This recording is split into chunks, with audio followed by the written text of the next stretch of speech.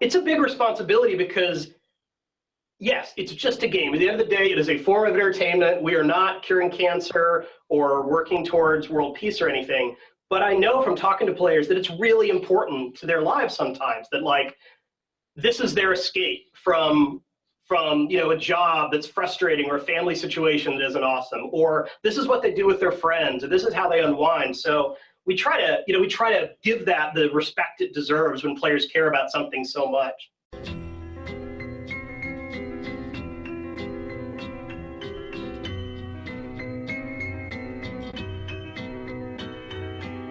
They told me not to be so arrogant on the intro when I have less subscribers than the math to the video. But funk that, let me be real for a minute. We've been here for years to do what we do cause we love it.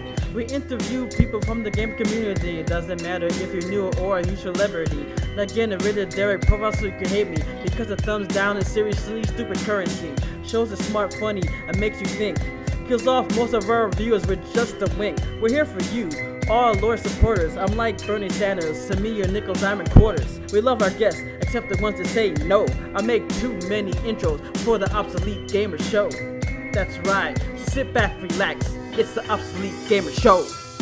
Alright, so for people that are expecting the kind of interview where I bombard our guest Greg Street about either League of Legends questions, World of Warcraft questions, something like that, you guys are going to be a little disappointed because we're actually going to be talking about cruises, GaCuCon in particular. But we're really happy to have Greg Street here today with us. Thanks for coming on and talking with us. Yeah, I'm glad we were able to make it work out. Now, going from a marine scientist to working with Age of Empires, World of Warcraft, and now the design director for Riot Games, League of Legends, I mean, that's quite a resume. What was really interesting to me, especially with this group that we're working with in Miami, who works with people who are looking to go into game design. You know, there's people who have taught themselves game design. There's people who've taught themselves programming. There's people who said, hey, I'm not going to school. People who are saying, hey, I want to go to school for the contacts. For you, you went from being in marine sciences and then working for Age of Empires. Can you start just giving people a little bit of insight about that kind of a route, where some people go with that education route and some people, you know, go with the experience route? Sure. So at the time, you know, we're talking like almost 20 years ago at this point. The good news was that it was a lot easier, I think, to get into the game industry because they couldn't afford to be that picky about the quality of people.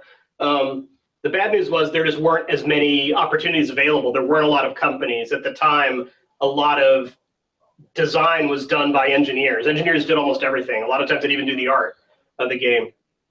And so the situation I was in, and at the time too, there was like no option to go to school to study game design. Now there are some schools that have that program. Back at the time, there wasn't anything like that. So I was a scientist. I had a lot of fun in graduate school because I got to go out in the ocean a lot, which has always been a passion of mine. But then after I got my degree, I ended up sitting in a room all the time looking at a computer screen, because that's what scientists actually do. They spend a lot of time looking at a computer screen. And I hated it. I just wasn't into it. My colleagues would go home and have dinner and then come back to the lab to run their experiments. And I would go home and have dinner and then go play a video game. And I realized, man, I'm just in the wrong field. I need to find something else. I'm almost doing a disservice to this, this discipline, this field, by being a scientist when I'm, not as passionate about it as I need to be. I did love games. Like I said, I didn't even know at the time you could have a living, make a living playing games. But one of my favorite games was Age of Empires, which was a historical strategy game. I loved the history of it. They never let the history get in the way of gameplay, but they cared a lot about getting the history right where they could. And there's a lot of detail, and I really loved that.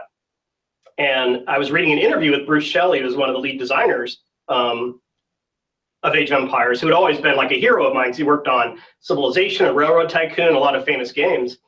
And he said they were looking for designers with no experience necessary. I'm like, wow, that's me.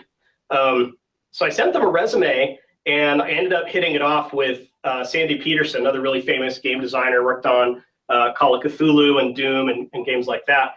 It turned out Sandy in school had studied arachnids, which, terrestrial arthropods, and I'd studied crustaceans, which are marine arthropods. So we just kind of had that point in common to talk about. That certainly didn't get me the job. It got me on the phone, and then they said, what we really need to do is have you build a scenario, because the job is to build scenarios for the campaign for Age of Empires. And so I had never built a scenario in my life. I kind of lied and said, oh yeah, I know how to do that. I spent all week just researching, like playing a bunch of games, learning all the tricks from the online community about the best way to make scenarios, and I crafted something and play tested it, and fortunately they really liked it, and they even ended up shipping it much later when we were like short on scenarios.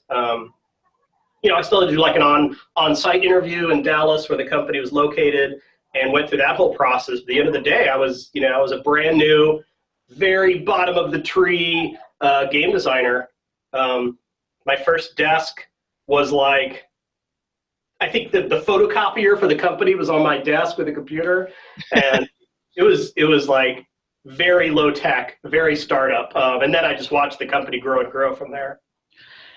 That's the thing. Like, you see a lot of people, like young people, talk about having that opportunity, and they say, like, I'm really hungry. I love games, but when you go and you try and break in, that's everyone else. So people are looking for someone to pop. And like you said, that was back in the day. Is that the problem now, that people who are trying to get into the industry, everyone out there is hungry? So now you have to be basically a superstar to break through, so no one really has a chance unless they're already some kind of a superstar? I mean, it's hard. I'm very sympathetic to people trying to break into the industry. And I remember, even though it was a long time ago, I remember what that was like. And I'm like, just give me a chance. You won't be disappointed. Riot gets a lot of applications. We get on the order of 100 or so per week. And we try to give them all the attention they deserve, but that just gets to be a bandwidth problem after a while. So it is hard if you don't stand out to like get that first call. And I don't screen the resumes. I don't have the time to screen all the resumes. We have recruiters who kind of go through the first pass, and then they'll take any of them that look promising and pass them on to the designers and say, hey, here's some people you may want to look at. There's a lot of advice I could potentially give people on what to do at that point. One is, even if like a place like Riot or Blizzard or Valve, if that's your dream job, you may not be able to land that right away. You may have to work up to that. You may have to start somewhere else, get some experience and leverage that experience to get to the place you really want to be in the end. Now, when, working with like World of Warcraft, it's what was interesting when I was reading like some of the questions. I want to say that's really great. That I was looking at like the Tumblr and things like that, cool. You answer these questions and stuff like that, because, that's one of the cool things about Twitter, Tumblr, the internet. Even though we have those social media outlets, there's still people that sometimes don't reach out and answer questions, and it's good, especially considering gamers, internet could be mean and stuff like that. So you can have that platform and people can use it to attack. But with your time with World of Warcraft, when I was reading, just even in the Wikipedia, I was looking at that too, and you were talking about how a designer's job is to make a game fun. And obviously, when something with an MMO, you're always going to have someone coming back and saying something isn't fun. When you have to, quote, nerf something, change something like that. Right. What was that challenge like, trying to make something fun? Because obviously, you have to have profitability. You have to have balance. I mean, I know it's a giant question, but even if you have to just put it down to just the basics of trying to explain it to someone, when someone comes to you and say, how can you rectify, making something fun, when someone's going to come to you and say, this isn't fun because you changed my favorite character, or you changed this mechanic in the game. It's like, what do you just tell someone, even just in a basic answer, that, hey, we have to do this because of X? Yeah. So, fun is a really subjective word, and for different people it means different things. For some people, fun is like, hey, I'm going to go into God mode and put the game on its lowest difficulty setting and just run through and kill everything, and for me that's fun. And other people are like, no, the only thing that's fun for them is a really well-tuned competitive game where things could go either way and they only like achieve victory by the narrowest of margins. So I describe fun as being a kind of a series of things. Like one, it's making interesting decisions. If the game is presenting you with information and you don't understand the choices you're making, that's not fun. But also if there's not a real choice, like, hey, yeah, the game has all of these classes, but really you want to pick this class, the other classes just can't compete, then that's not a decision either.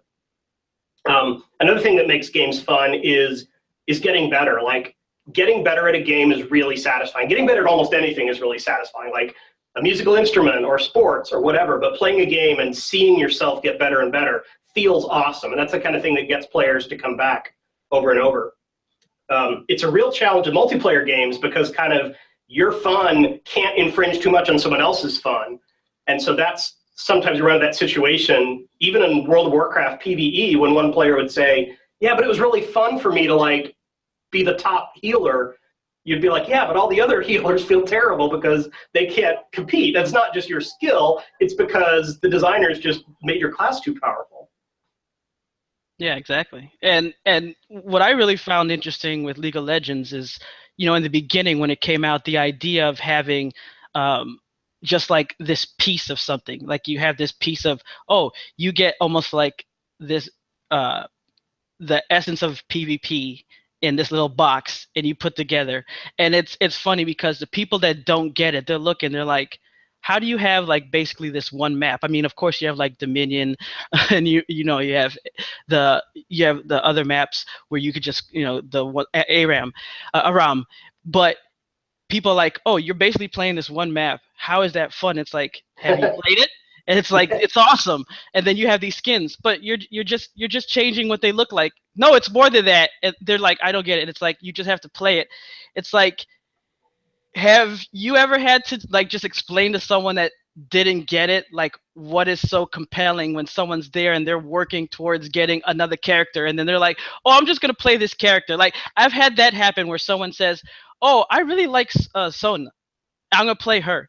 And then someone says, oh man, look at what this guy does. Look at what she does. Oh, I like this guy now. And the next thing you know, they purchase that one. Like, have you ever had to explain to someone what is so compelling about League of Legends?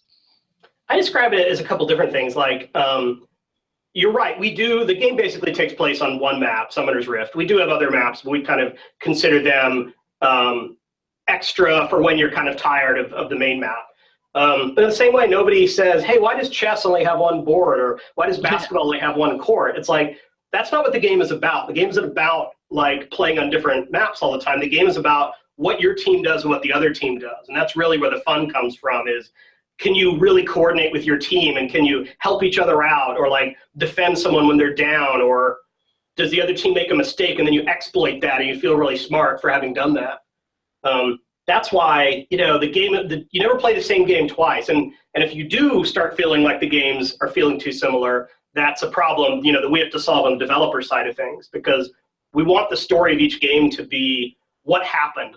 And when you talk to people about League, you ask them, hey, tell me about League. They almost always go into story mode of like, yeah, I was on this map and there was a Rengar and we did this thing. And it was, you know, it's always about the story that just kind of evolved, because you're not entirely sure what these 10 players are going to do when they get together. I think like capture the flag or something like that is the best real world analogy of like, you're out on this field and you can't quite control what everyone's going to do, and it gets a little chaotic, but then one team or the other drives to victory.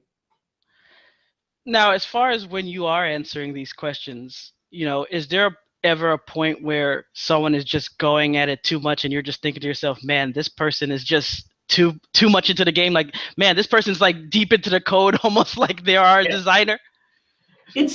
I mean, it's a big responsibility because, yes, it's just a game. At the end of the day, it is a form of entertainment. We are not curing cancer or working towards world peace or anything.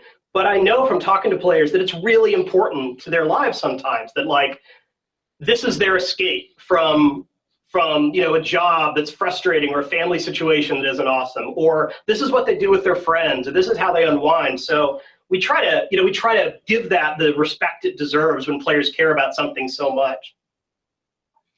So the reason why I ask these questions is because now we come to the GaCuCon, which is the cruise. Now here in Miami, we have Make Games at Miami and Game Trep, and they put together this cruise because Miami's got to do it right.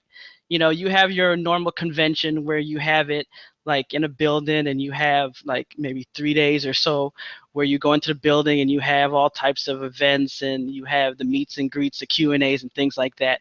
How we're doing it is in January between the 25th and 30th, you'll have one day where you meet and you have like that's the pre-party, and then you go on a boat.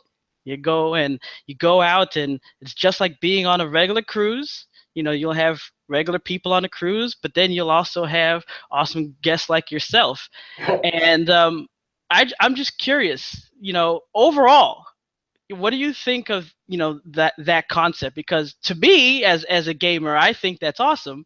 But then also I've had some people say, man, being trapped on a boat, you can't escape. It's not, you know, because I've talked to people who you know, guests who've been places and they said, hey, I love being there with the fans, but you know, sometimes you got to sneak off to the bar and get some alcohol and then come back.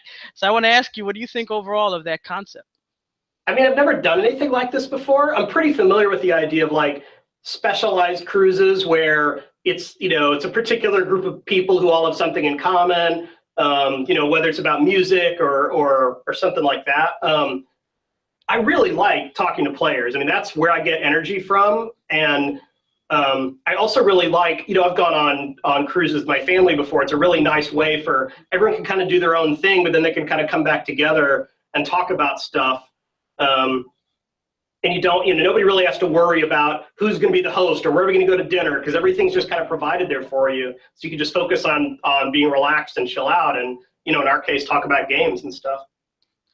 Yeah, Andrew, who is the person that's put everything together, he told me to go easy.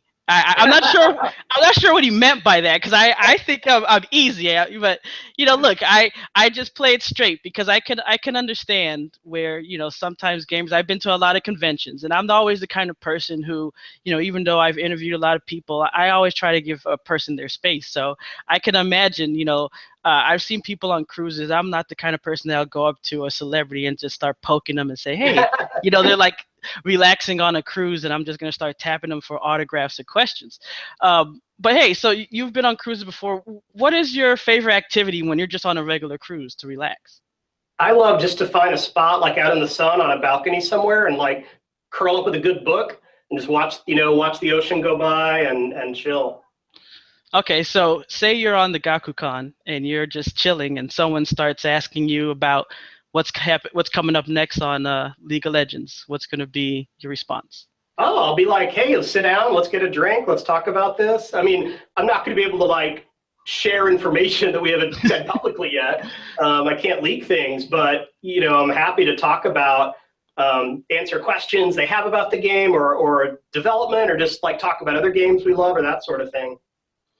Well, it's really cool. I mean, all jokes aside, I really like the idea of, you know, being able to expand what gamers can have access to. I mean, the idea, like you said, you know, 20 years ago or so, you went from, you know, working in marine science, which is awesome in itself, to going over to gaming. Just the idea that you have that ability itself, and now gamers have a real path. You know, here in Miami, they just opened up a gaming school where people can go and learn the trade and actually be able to make money.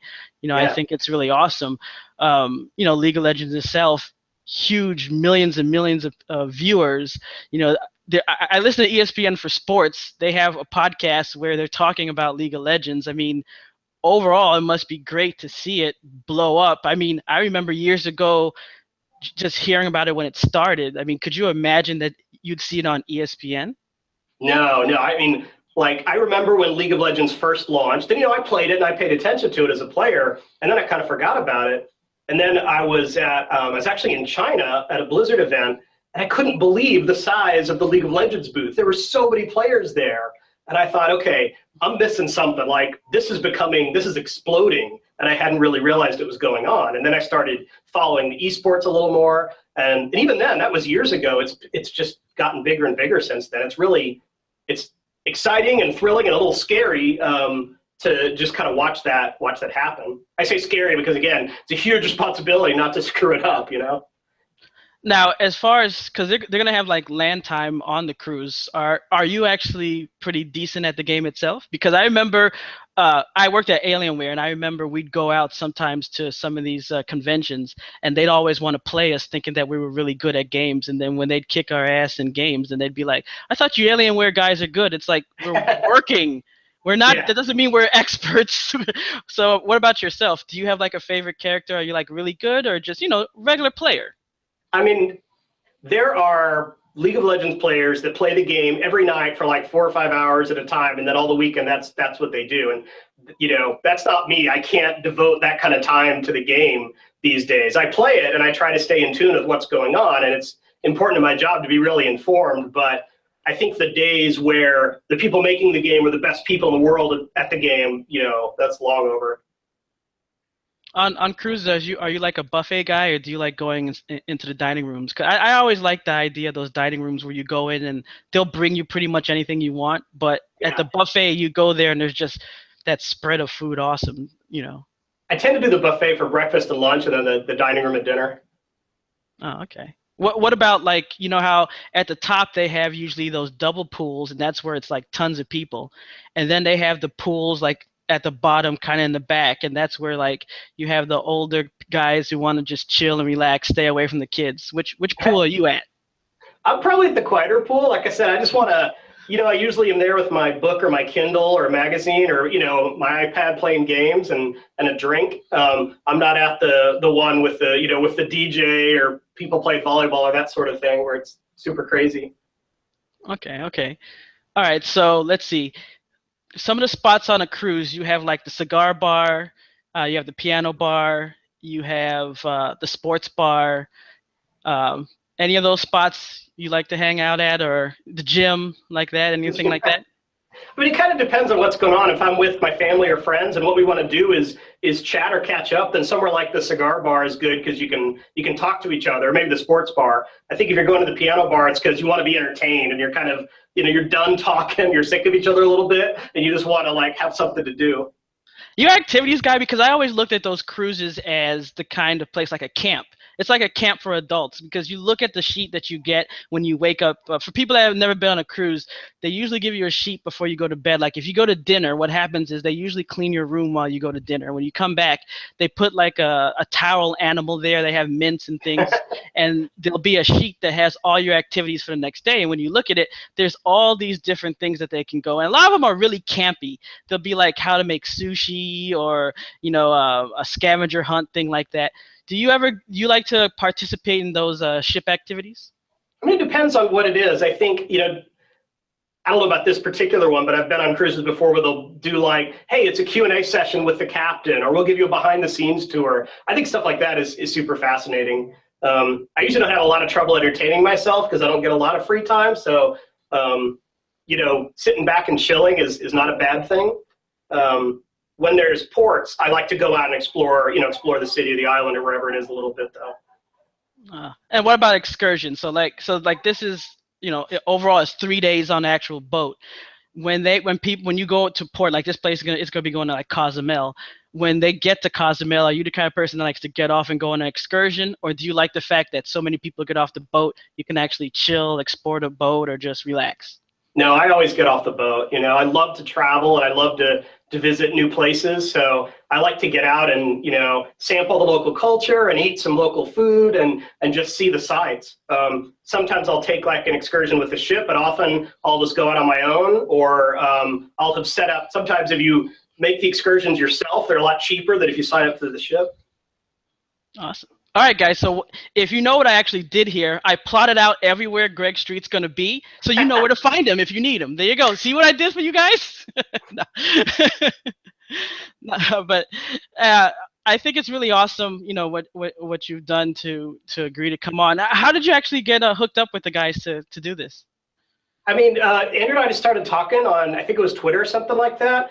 And, I wanted, more information, like, is this legit? What are the plans here? And the more I heard about it, I'm like, this sounds like a lot of fun. Let's just see what it's like. Like I said, I love conventions. I love the BlizzCons and PAX and things like that, talking to players, particularly once you get through the kind of, early on, there's a little bit of an awkward stage where you're just getting to know each other for the first time. And then after that, you can start talking about favorite games and things like that. I love that part.